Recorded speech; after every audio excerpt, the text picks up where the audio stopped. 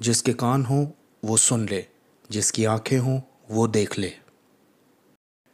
कोई नहीं जानता है कि क्या मैंने अब काफ़ी हद तक कर लिया है। उसमें कोई गारंटी या भरोसा नहीं है। ये वाली गड़बड़ आपके दिमाग में हमेशा ही बनी रहती है मुसलमान होने पर। ईरान के एक शिया कट्टर परिवार में मोहम्मद फरीदी का जन्म हुआ और उसे बताया गया कि तुम्हारी ज़िंदगी का सिर्फ एक ही मकसद है। मुसलमान होने पर मेरा ये मकसद था कि मुझे एक ऐसे खुदा को खुश करना है जिसे मैं नहीं जानता या जिसे मैं नहीं जान सकता। तो जो कुछ भी मैंने किया या जो भी मैंने याद किया पढ़ा, वो इसलिए था कि ये मेरा मकसद पूरा हो, ताकि मैं उसे पसंद आ सकूं और उसकी मंजूरी पा सकूं। अल्लाहु अकबर अल्लाह। बचपन से ही उसने दुआ की और रोज़े रखे और कुरान को याद किया। क्योंकि माना यह जाता है अगर आपने कुरान याद की है तो आप नर्क में नहीं जल सकते, क्योंकि कुरान की आयतें इटरनल हैं और पाक हैं। अगर आपने वो याद की हैं तो आपका मन नर्क में जल नहीं सकता। मुझ में हमेशा ये डर बना रहता था। अपनी टीन एज में ही उसने अपने मजहबी मातमों में जाना शुरू किया, अल्लाह के फजल को कमाने के लिए। हमारे पास चेनें होती थीं, हमारे पास तलवारें होती थी जिससे हम अपने आप को मारा करते थे, ताकि अपने आप को सज़ा दें अपने गुनाहों की कीमत चुकाकर, और ये दिखाएं कि हम कितना दुखी हैं। लेकिन सिर्फ एक ही पक्का तरीका था जिससे वो अपने लिए जन्नत में जगह बना सकता था। इकलौती गारंटी जो कुरान चैप्टर 5 में देती है वो है जिहाद। या तो मर जाओ और या तो मार दो इस्लाम के लिए। सिर्फ इकलौती यही गारंटी आपको इस्लाम में मिलती है। मोहम्मद को उम्मीद थी कि उसे ये मौका मिलेगा हाई स्कूल के बाद जो 2 साल की मिलिट्री सर्विस देनी होती है उसमें, लेकिन जंग कभी हुई ही नहीं। और जब उसका आर्मी करियर ख़त्म हुआ तो वो बहुत उदास हुआ और तिल मिला गया। मुझे पता था मुसलमान होने पर कि अगर मैं सुसाइड करता हूँ तो मैं ज़रूर नर्क में जाऊँगा। मैं इस वक्त भी जहन्नुम में हूँ और मरने के बाद भी जहन्नुम में जाऊँगा। तो ये मेरी उलझन थी, मैं इसमें फंसा था बहुत बुरी तरह से।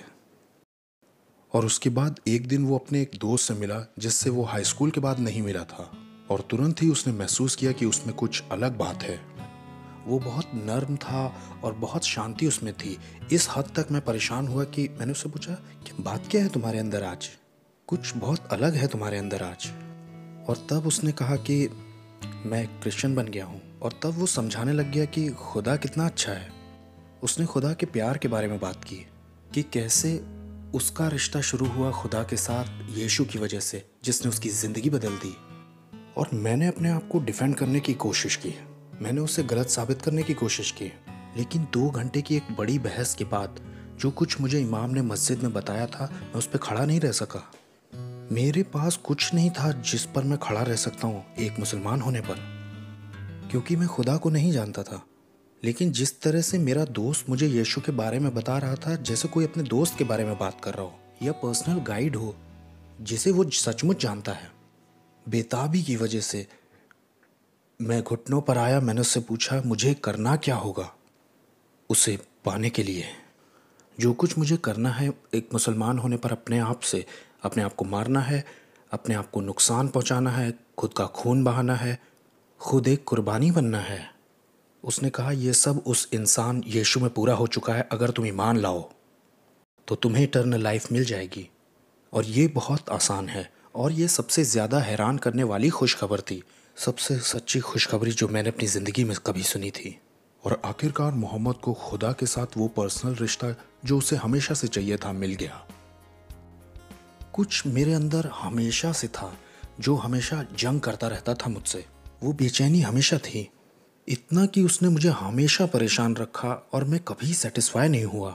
जिस वक्त मैंने वो कमिटमेंट किया या मैंने वो जो प्रार्थना की, वो ऐसा लगा कि जैसे उखड़ कर मेरे अंदर से निकल गई। ज़िंदगी में पहली बार मैंने शांति महसूस की। मोहम्मद बहुत एक्साइटेड तो था, लेकिन डरा हुआ भी था अपने परिवार से, क्योंकि शरीयत के कानून के हिसाब से उसका कत्ल करने का उनके पास हक था। तो मुझे अपने यहाँ के परिवार और जन्नत के परिवार में से चुनना था। तो उसकी कीमत मैंने जोड़ ली और मैंने कहा मुझे तो अपने जन्नत के परिवार के साथ रहना है, चाहे मेरे साथ जो भी हो। और जब उसने अपने परिवार को बताया तो उसके परिवार ने उसे इस्लाम में लाने की भी कोशिश की, लेकिन मोहम्मद को यकीन हो चुका था कि यीशु ही सच्चा खुदा है। जितना ज़्यादा मैं नए नियम को पढ़ता हूँ और गॉस्पेल को पढ़ता हूँ, उतना ज़्यादा मैं उससे जुड़ जाता हूँ, उतना ही ये मुझसे बात करते हैं। गॉस्पेल ने मुझे इस्लाम के फ़रेब को दिखा दिया। और अगले 2 सालों में वो अंडरग्राउंड चर्च गया और अपने विश्वास में बढ़ा और आखिरकार उसने टर्की के लिए उड़ान भरी अपनी ज़िंदगी बचाने के लिए। 3 साल के इंटरव्यूज़ देने और इंतज़ार के बाद उसे रिलीजियस असाइलम में यूएसए में जगह मिली। खुदा एक अच्छा खुदा है और उसने जो यीशु की वजह से हमारे साथ किया है वही हमारी ज़िंदगी बदलेगा, भलाई करने के लिए और अनंत जीवन के लिए, ताकि परमेश्वर के सामने हम सही खड़े हो सकें, हमारे स्वर्गीय पिता के साथ एक रिश्ते में आ सकें। आज मोहम्मद किसी एक मौके को भी जाने नहीं देते दूसरों के साथ ये बांटने में कि उनका खुदा के साथ एक रिश्ता है। मुसलमान होने पर मैं अनसर्टेन पर्सन था, और जब मैं इस जानकारी तक पहुंचा या समझ तक आया कि यीशु कौन है और उसने मेरे लिए क्या किया है, ये वाली उम्मीद आप कहीं और पा ही नहीं सकते हैं, खासकर इस्लाम में।